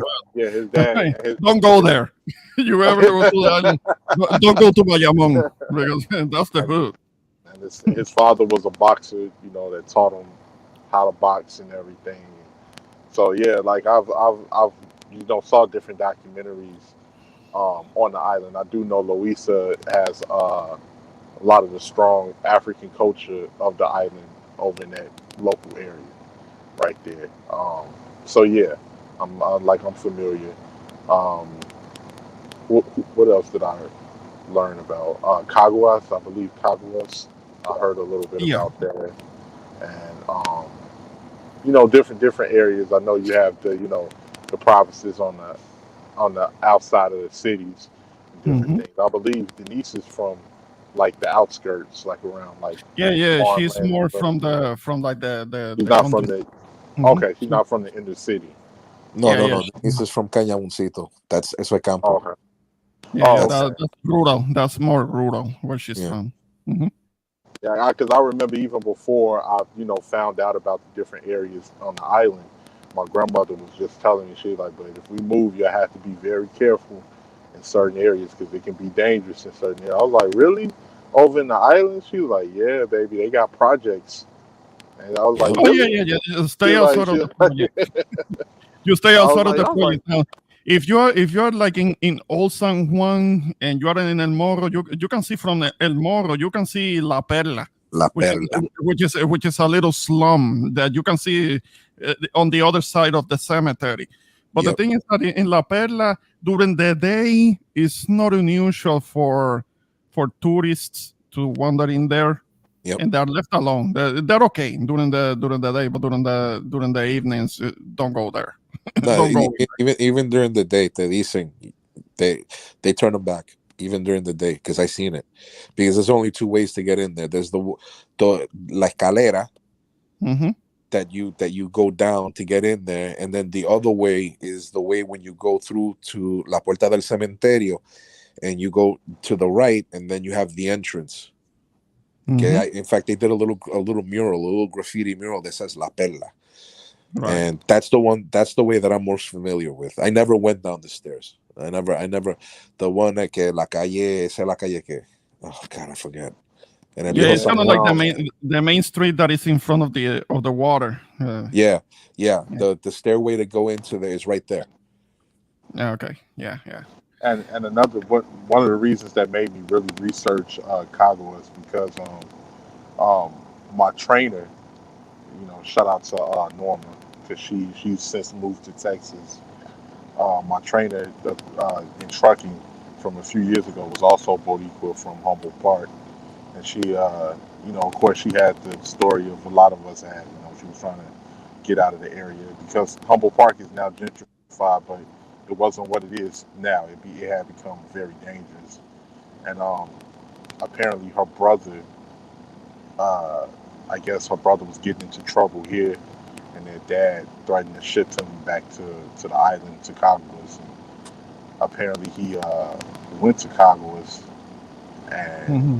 he got involved with some guys he shouldn't have got involved with, and he ended up losing his life. She was telling me that was her dad's biggest regret. He wish he wouldn't have Yeah. did that because he was, getting in trouble here in Chicago. So he sent them there to stay with some relatives, and it just he got involved with some street dudes out there, and it went all bad. Yeah. All right. Yeah, but yeah, she since moved. He since moved to Texas too. A lot of people moving to Texas. He said she could deal. Oh, hey, Rakim, if you're listening, you got cut off. I mean, you're not on the panel. Yeah. So yeah.